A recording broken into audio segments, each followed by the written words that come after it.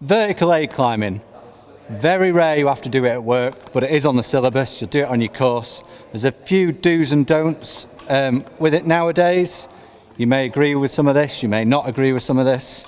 We will see. So a standard setup for vertical aid climbing, at some point you've got to be on 1 point, haven't you? You can make that a little bit easier by your first move, clipping it up, and then clipping your short cow's tail in. Just try not to fall over when you do that. All right, so I'm now on 3 points. It's like normal aid climbing, leading cow's tail, following cow's tail. So I'm going to move my bottom cow's tail up, and then I'm going to move my short cow's tail up. Easy. Then I'm going to move my leading cow's tail up. So these bolts are 600 apart. It's not that difficult. You do see, about 400 apart. So, following cow's tail, short cow's tail, leading cow's tail. If this anchor was to fail, I'm going to fall over 1 metre onto 1 metre of cow's tail. Okay, so I would say it's about a 1.5, because we're not taking it from that point there, we're taking it from my D-ring, which is between the 2 anchors. So we're calling it a 1.5. That will hurt. It'll hurt significantly. Okay, so is there a way we can improve this system rather than using just a dynamic bit of rope as your following cow's tail? You can use an energy absorber. Single energy absorber into your chest. The system remains the same. Do away with the bottom cow's tail. You don't need it.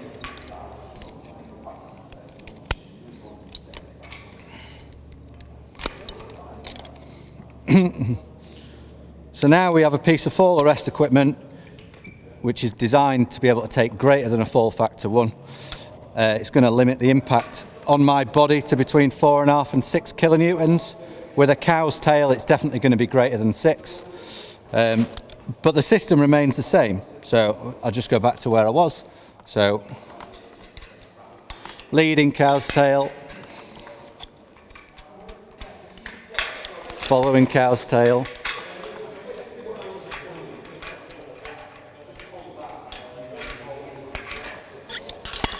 short cow's tail, leading. You get the idea, don't you? Up we go. So it's just a safer way of doing it. Okay, so the other way of doing this is to use rope adjustment devices. I've got a grill on and a progress on here. You can use 2 grill-ons. It's definitely significantly easier. So I'm just going to put my fall arrestor in on the bottom and then straight in with my grill on, and it's just makes the whole experience a little bit more pleasant, to be honest. So I get up to there and then I can put my progress in. I use that as my short cow's tail. I take that off and I'm just going to take my grill on up to the next one. Trailing cow's tail up.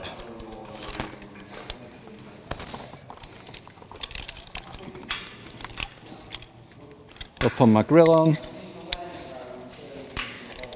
Slacken off on my progress. Keep doing your gates up. Up on my progress. Slacken off on my grill on.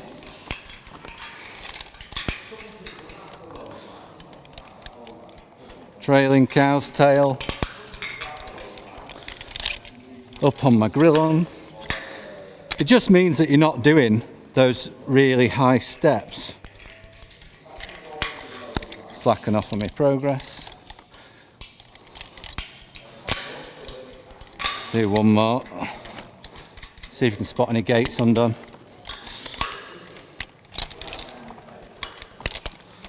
bit of slack on the grill on. Trailing one up.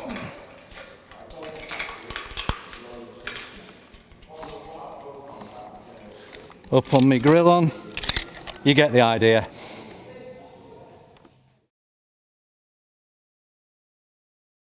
Just for fun, we've got a 70, 80 kilo bag, and we're going to do 4 fat to 1.5-ish onto it. Just see what happens. Not science, just for fun. Right, 3, 2, 1. So the peak reading on the load cell was 7.54 kilonewtons, which is quite above 6, but not too bad. Pretty good cow's tails. And it was it's fallen 190 centimeters. Yeah, so first one, dynamic rope. We fell 1.90 meter onto a 1 meter 10 centimeters of cow's tail, which will have elongated a bit. 7.6 kilonewtons of force. It's going to hurt, but I mean, it's pretty good at absorbing energy. But yeah, you know, that's a fall factor of like 1.6. So yeah, try and keep it below 1. So we're going to do the same test again, but this time instead of having a dynamic cow's tail with a barrel knot and a overhand, we've got a Jane lanyard. So it's sewn terminations at either end, then dynamic rope in between. Reset the peak meter. 3, 2, 1.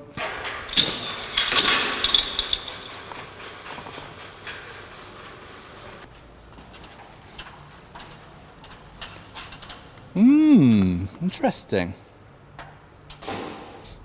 So we've gone a similar kind of distance,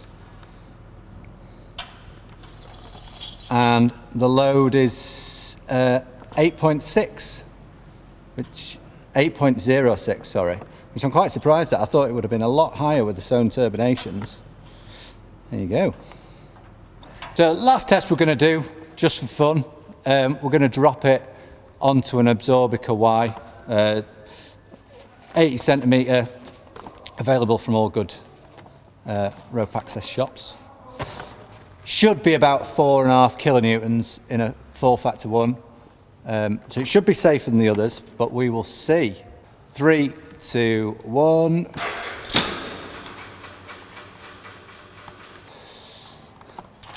Happy days. So 4.2 kilonewtons, so significantly less impact force. We have gone roughly same distance fall, so 190 centimetre fall, and then it's deployed, same amount of distance.